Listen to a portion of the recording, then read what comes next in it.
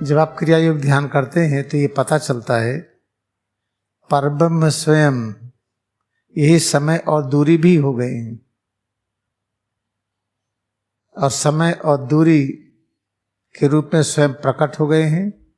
फिर उसी की मदद से अपने स्वरूप को अनेक रूपों में प्रकट किए हैं। आप कहते कि समझ में नहीं आता है, तो समझ में तो कुछ भी नहीं आता है, लेकिन हम उसको मान लेते हैं समझ में आता है। जैसे किसी से पूछिए पानी जानते हैं, कह देंगे हाँ। पानी पीना जानने की एक आंशिक प्रक्रिया है। पानी पीने से अच्छा लगा, ये जानने की क्रिया है, लेकिन बहुत आंशिक है। ये पानी को आंखों से देखा, छुआ, कुछ ज्ञान हुआ, आंशिक ज्ञान हुआ। वही पानी आंख में डाल दीजिए तब, पानी कान में चला जाए तब, पानी पी रहे हैं आपके फेफड़े में चला गया तब क्या होगा। इस तरह से पानी के बारे में अभिज्ञान जो कुछ भी है आंशिक है। चलो केमिस्ट्री में गए, लेबोरेटरी में गए, प्रयोग किए, पानी क्या है, जो भी प्रयोग किए पता चला H2O मॉलिक्यूल है। तो चलो भाई, एक गिलास पानी है, ये पानी H2O मॉलिक्यूल है, इसमें कितने H2O हैं आप गिनिए। जो भी गिनेंगे गलत होगा। क्या सब H2O समान है? नहीं, प्रत्येक H2O अलग है।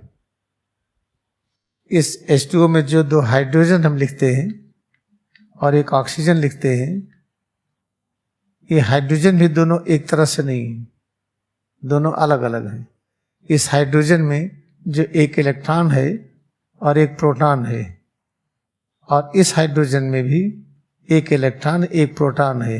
ये दोनों इलेक्ट्रॉन भी अलग अलग है, प्रोटॉन भी अलग अलग है। तो ये पानी के बारे में ज्ञान कहाँ हुआ? हुआ ही नहीं। जो ज्ञान है आंशिक है। इसे जो हम आपको बता रहे हैं उसको सुन के स्वीकार करके प्रयोग करिए। जैसे पानी को स्वीकार कर लिया, पानी पिएंगे तो प्राण बचेगा। डिहाइड्रेशन हो गया तो खतरा है, अंदर में पानी है तो ठीक है भाई। इस तरीके से याद रखिए, जो पानी है बहुत इंपॉर्टेंट है ये, लेकिन ज्ञान नहीं है। लेकिन इसको हम स्वीकार किए हैं, ऐसे जो हम बताते हैं इसको ऐसे स्वीकार करिए, कोई खतरा नहीं है। स्वीकार करके देखिए क्या होगा। अरे ये तो बड़ा चमत्कार हुआ, ब्लड प्रेशर ठीक हो गया, डायबिटीज ठीक हो गई। इसी आश्रम में इसी 2-3 महीने के अंदर 1, 2, 3 लोगों का ब्लड प्रेशर था, तीनों का ठीक हो गया। और सबकी उम्र है लगभग 70 के आसपास, कुछ 80 से ऊपर है। 2 तो 80 से ऊपर थे, उनका ठीक हो गया। एक है लगभग 65 के आसपास। इसी 2 महीने के अंदर, 2-3 महीने के अंदर हुआ है ये।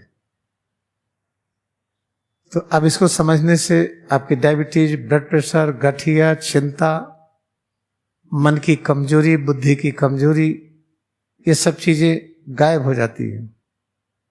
डर, भय, अच्छा काम करने से डर लगता है,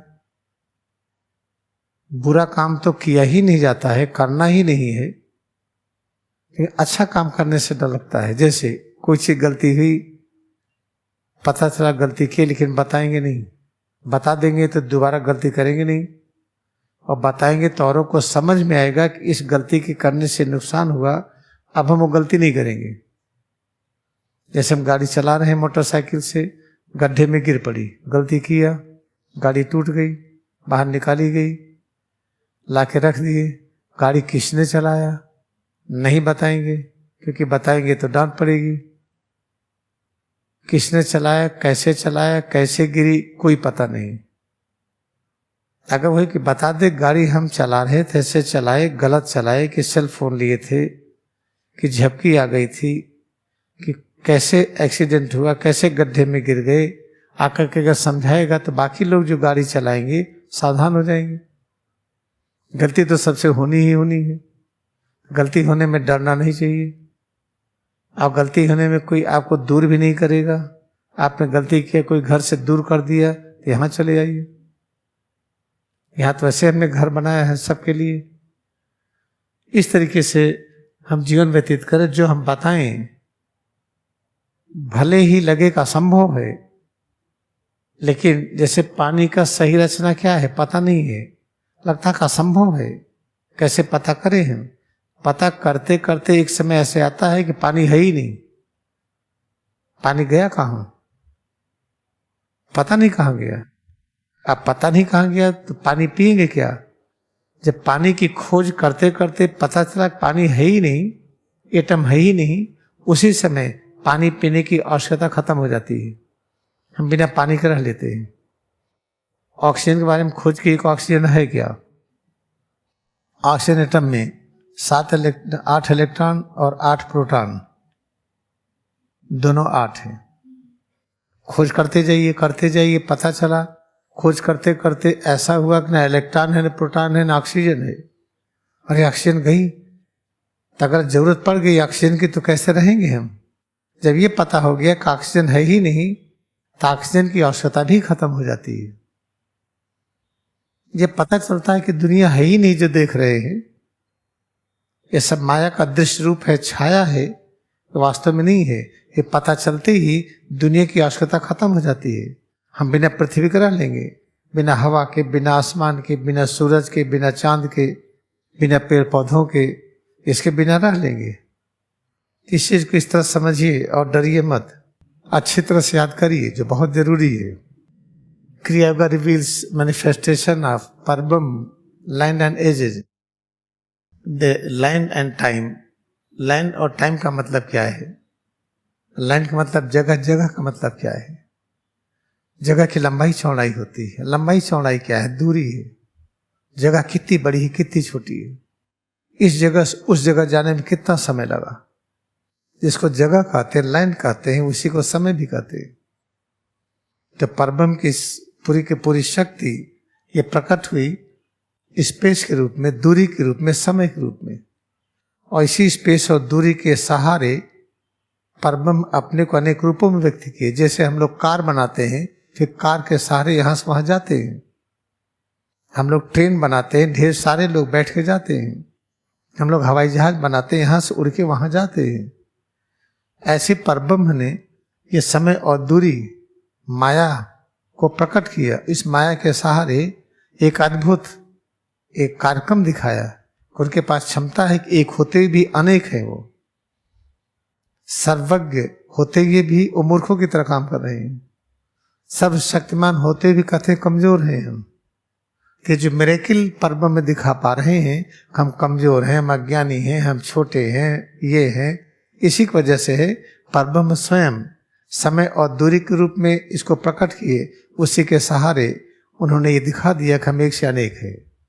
हम कहीं परम ज्ञानी के रूप में, कहीं अज्ञानी के रूप में, कहीं पर हम लंबे हैं, कहीं पर छोटे हैं देखने में, कहीं मोटे हैं, कहीं दुबले हैं।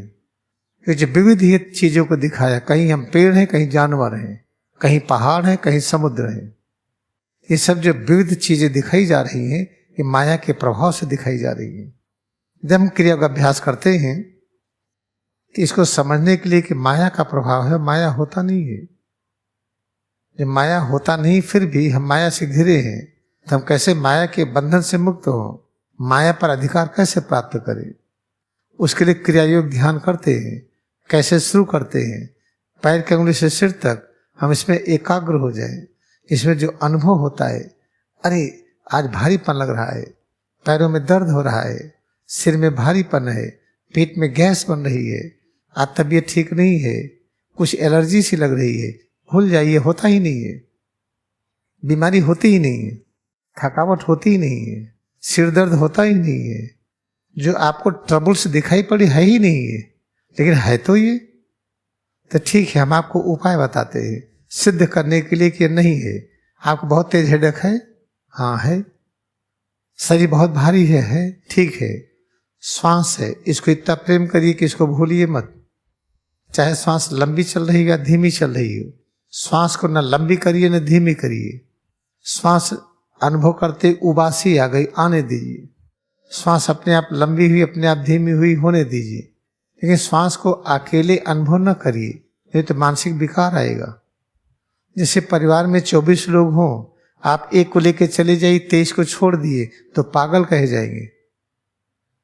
इससे श्वास को अकेले अनुभव करके उसको तेजी से खींच करके फेंक करके जो 10-15 मिनट अभ्यास करके नाचने लगते हैं।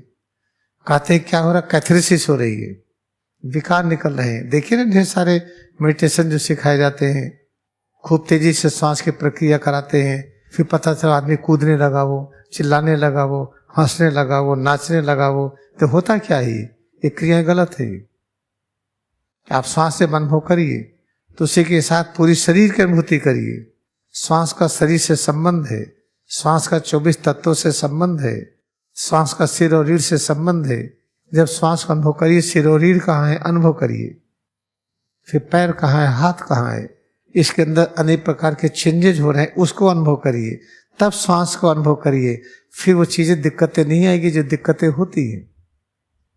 आप देखिए ना कई तरह का, उसका हम नाम नहीं बताना चाहते हैं, कौन कराते ही, ढेर सारी मेडिटेशन टेक्निक ऐसी है। आप देखिए खूब तेजी से कहते श्वास निकालो और अंदर करो, ऐसे करो थोड़ी देर तक, जो मन में आए वो करो, श्वास तेजी से लेते रहो निकालते रहो। 10-15 मिनट बीते बीते आदमी जैसे पागल की तरह नाचने लगता है, हंसने लगता है, चिल्लाने लगता है। तो कहते क्या है, इसके विकार निकल रहे हैं, इसके विकार निकल रहे हैं। अच्छा, इसके विकार निकलना कहते हैं तो शराब पिला दे तब भी कूदता है, भांग खिलाओ हंसता ही रहेगा, कहते विकार निकल रहा, और बेटा भांग खा लो। हमारे गांव में एक आदमी भांग खाया, वो कहता है कि हम कुएं में कूद करके पानी लाएंगे पीने के लिए। भांग खाया था तो आदमी पकड़ के बांधा, हो किसी तरह से छुड़ा करके चला गया खेत में गांव में, और जाकर के जो लोग लैट्रिन किए थे आदमी लोग जो सूख गई थी उसको उठा लाया, कहा ये कंडा इसका पाथेंगे हम। तो पिया तो था, वो भांग खाया था, पागल की तरह किया, तो क्या कैथेरेसिस है? वो नहीं। इसे अभ्यास करिए, श्वास को भूलिए मत, ठीक है। श्वास को नहीं भूलेंगे तो सिर से पैर की उंगली तक इसको भी याद करिए। आंख बंद करके जो देखते हैं इसको भी देखते रहिए। जैसे जैसे अपने में एकाग्रता बढ़ाएंगे इसमें अनेक प्रकार के परिवर्तन होता है। कभी उबासी लेंगे, कभी नहीं लेंगे, कभी पसीना, सब आने दीजिए, उसको स्वीकार करिए। तो जो हेडेक हो रहा था आपका कम हो गया, जो परेशानी बढ़ रही थी परेशानी घट गई, तो परेशानी है ही नहीं वो। इस तरीके से आप ध्यान दीजिए कि जो कुछ आप अनुभव करते हैं ना, बीमार है, बीमार कोई होता नहीं है, गारंटी है, हम बता दें आपसे। और बीमारी अगर है तो जाएगी नहीं, जो नहीं है वही तो जाएगी। अगर सिरदर्द सत्य है तो सत्य तो हमेशा रहता है, सिरदर्द चला क्यों जाता है? इसे आज से दिन भर ये अभ्यास करिए। सिर से पैर की उंगली तक जो भी अनुभव कर रहे हैं, कड़ापन, ढीलापन, हल्कापन, भारीपन, जो भी अनुभव हो रहा है उससे घबराइए मत, ये होता ही नहीं है। उसको सिद्ध करने पर लगे रहिए। कैसे सिद्ध करेंगे? ऐसे कल्पना में नहीं, एक भी श्वास भूलिए मत। श्वास याद रखिए तो सिर और रीढ़ को भी याद रखिए। इसी के अंदर शक्ति बहती है ऊपर से नीचे, तभी श्वास चलती है। जब शक्ति ऊपर जाती है तो फेफड़ा फैलता है, श्वास अंदर जाती है। शक्ति जब नीचे आती है फेफड़ा पिचकता है, श्वास बाहर जाती है। जिसकी वजह से श्वास क्रिया चल रही, उसको क्यों भूलेंगे? जो नाड़ी की गति है, हार्ट का पल्पिटेशन है, जो आंतों में जो पेरिस्टल्टिक मूवमेंट है, जब कड़ापन ढीलापन कर लेते हैं, सब सिर और रीढ़ की वजह से है। तो सिर और रीढ़ को याद रखते हुए, सिर से पैर की उंगली तक अनुभव करते हुए श्वास को भूलिए मत। तो आपको धीरे धीरे एहसास होने लगेगा कि बीमारियां नहीं होती हैं। धीरे धीरे एहसास होने लगेगा रियल शक्ति का स्रोत कोई और है। क्योंकि आप यहाँ पर है तो आपको मौका है सुबह शाम अभ्यास करने का। यहाँ कोई घर वाला झंझट तो है नहीं आपके पास, हर झंझटों से आप मुक्त होकर के आए हैं। तो आराम से अभ्यास करते हुए तो जरूर याद रखिए, हम आलस्य विहीन जीवन जिए। आलस्य विहीन कैसे होगा? इस तरह से खाना खाएं, खाना खाने के बाद ये न लगे कब उठ नहीं पाएंगे, और अपना कमरा, अपनी खिड़की, अपने पंखा, अपना चारों तरफ जहाँ रहते हैं ऐसा रखिए कि हमेशा फिट फाट रखिए, पता नहीं कौन कब आ जाए। जैसे कोई भगवान के स्वागत के लिए ठीक रखता है, सीढ़ी पर उतर रहे हो सावधानी से उतरिए, कहीं फिसल के गिरिए मत, पूरा सावधानी से उतरिए। देखते कहीं पानी तो नहीं गिरा है, गिरा है तो औरों को भी सावधान कर दीजिए, पानी फिसलता है। इस तरह से जीवन व्यतीत करिए तो आपको ये भी बता दे, जानना बहुत जरूरी है कि ये कलिकाल नहीं है, द्वापर युग है। ये था आज का प्रोग्राम।